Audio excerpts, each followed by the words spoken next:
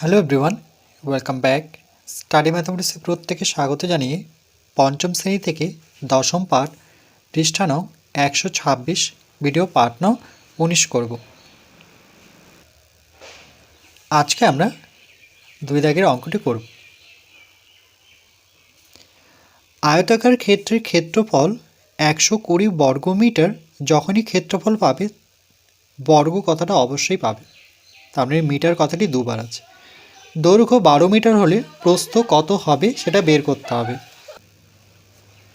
তাহলে আয়তক্ষেত্রের ক্ষেত্রফল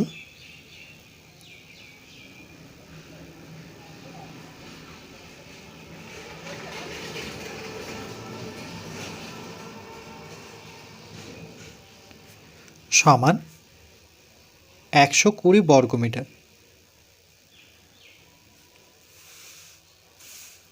120 বর্গ মিটার।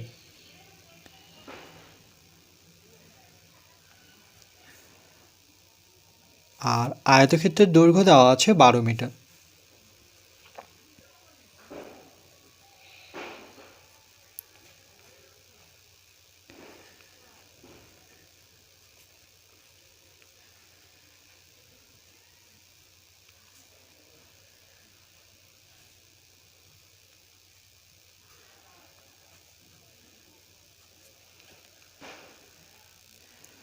আর আয়তক্ষেত্রের ক্ষেত্রফলের সূত্র কি বা নিয়ম কি? দৈর্ঘ্য গুণন প্রস্থ মানেই হচ্ছে ক্ষেত্রফল। আমরা তাহলে এই দিক থেকে মানে ঘুরিয়ে যদি লিখি দৈর্ঘ্য গুণন প্রস্থ, সেটা হচ্ছে আয়তক্ষেত্রের ক্ষেত্রফল। তাহলে আমরা জানি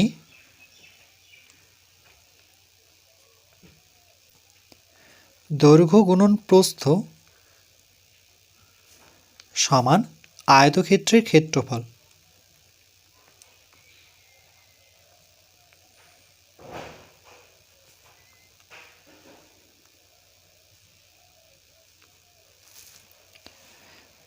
আমি একবারে ঘুরিয়ে লিখলাম। আমরা জানি আয়তক্ষেত্রের ক্ষেত্রফল মানে দৈর্ঘ্য গুণন প্রস্থ। আমি দৈর্ঘ্য গুণন প্রস্থ আগে লিখলাম, তারপরে আয়তক্ষেত্রের ক্ষেত্রফল। তাহলে এই ক্ষেত্রে দৈর্ঘ্য দেওয়া আছে কত? 12 মিটার। তাহলে দৈর্ঘ্যের জায়গায় বসাবো 12, তারপরে গুণ চিহ্ন দিয়ে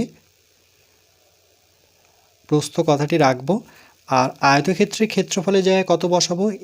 এই জায়গায় আমরা বসাবো 120 বর্গমিটার। 1 2 0 বর্গমিটার।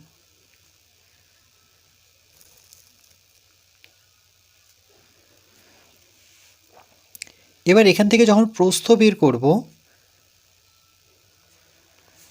তাহলে 120 বর্গমিটার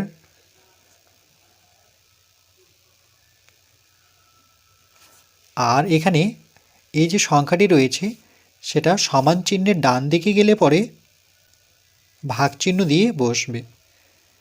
তাই নিয়মটা মনে রাখবে, কোনো সংখ্যা যখন সমান চিহ্নের ডান দিকে যাবে বা এই 120 যদি এই দিকটায় আসতো তখন কিন্তু ভাগ চিহ্ন দিতাম, তারপরেই 120 বসাতাম। তাহলে আগে ভাগ চিহ্ন দিতে হবে, তারপরেই সংখ্যা বসাবে। যদি প্রস্থ এদিকে নিয়ে আসি তাহলে সেক্ষেত্রেও একই নিয়ম, আগে ভাগ চিহ্ন দেব তারপরেই প্রস্থ বসাবো। তো এখানে তো প্রস্থ আমরা যেহেতু বের করব, তাহলে 120কে, আর এটা একক কী ছিল? 12 মিটার। তাহলে 12 দিয়ে ভাগ করতে হবে, এখানে মিটার কথাটা লিখতে হবে, মিটার।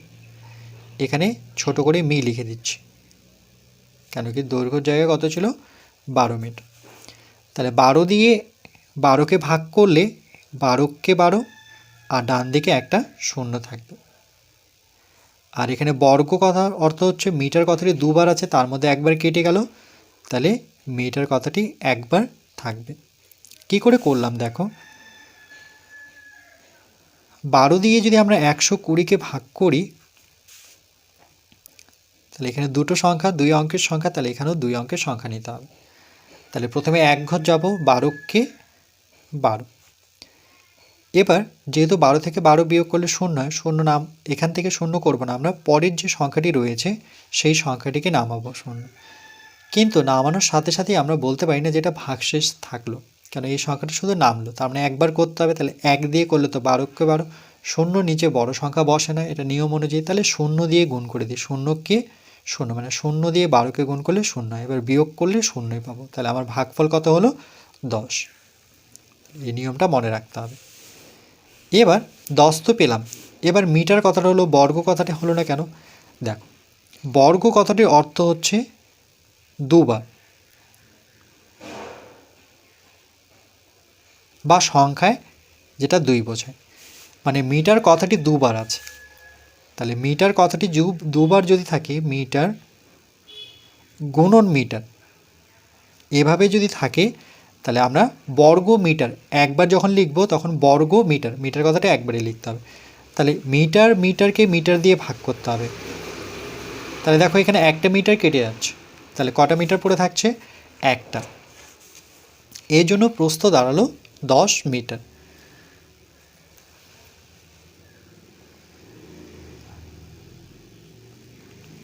এটি উত্তর।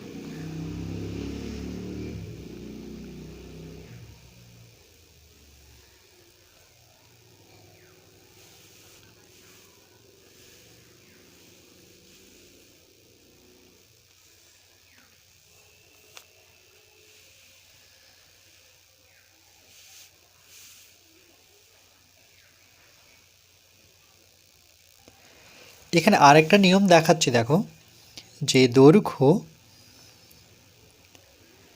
গুণন প্রস্থ সমান কি হয়? ক্ষেত্রফল।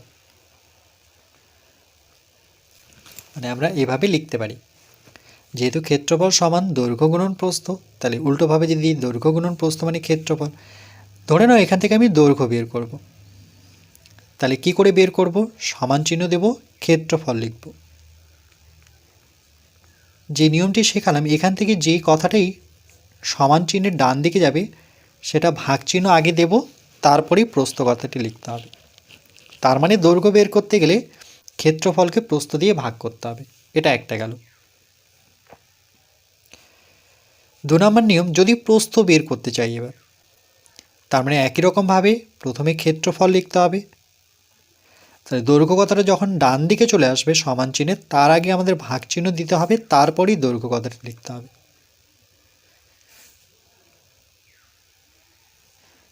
তাহলে যখন প্রস্থ বের করব, তাহলে ক্ষেত্রফলকে দৈর্ঘ্য দিয়ে ভাগ করব, যখন দৈর্ঘ্য বের করব তখন ক্ষেত্রফলকে প্রস্থ দিয়ে ভাগ করব। তাহলে এই তথ্যটি কিন্তু জানতে হবে। আয়তক্ষেত্রের দৈর্ঘ্য গুণন প্রস্থ মানে ক্ষেত্রফল সূত্র অনুযায়ী, তাই প্রস্থ পেতে হলে ক্ষেত্রফলকে দৈর্ঘ্য দিয়ে ভাগ করে পাবো। যেটা শেখালাম, যে অর্থাৎ যখন আমরা প্রস্থ রাখবো, তাহলে দৈর্ঘ্য যেহেতু সমান চিহ্নের ডান দিকে যাবে, তো ডান দিকে তো গেল, কিন্তু তার আগে ভাগ চিহ্ন বসলো। ক্ষেত্রফল পরে ভাগ, তারপরে দৈর্ঘ্য। তাহলে প্রস্থ কত হলো? ক্ষেত্রফল কত? 120 বর্গমিটার। এই যে লিখে দেওয়া আছে ক্ষেত্রফল 120 বর্গমিটার, সেটাকে ভাগ করতে হবে দৈর্ঘ্য দিয়ে। দৈর্ঘ্য কত মিটার? 12 মিটার। এবার দেখো এখানে বর্গ মানে দুবার মিটার কথাটি ছিল, একবার কেটে গেল, তাহলে একবার পড়ে থাকলো। 12কে 12 আর 0টা ডান দিকে বসলো, 1-এর ডান দিকে, তাহলে কত হলো? 10 মিটার। আবার দৈর্ঘ্য পেতে হলে ক্ষেত্রফলকে প্রস্থ দিয়ে ভাগ করে পাবো।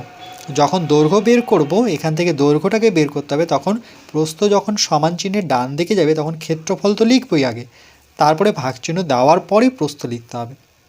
তাহলে এই দুটো নিয়ম কিন্তু ভীষণ ইম্পর্টেন্ট, যে দৈর্ঘ্য সমান, এভাবে মুখস্থ করবে, দৈর্ঘ্য সমান ক্ষেত্রফল প্রস্থ ভাগ, প্রস্থ সমান ক্ষেত্রফল দৈর্ঘ্য ভাগ।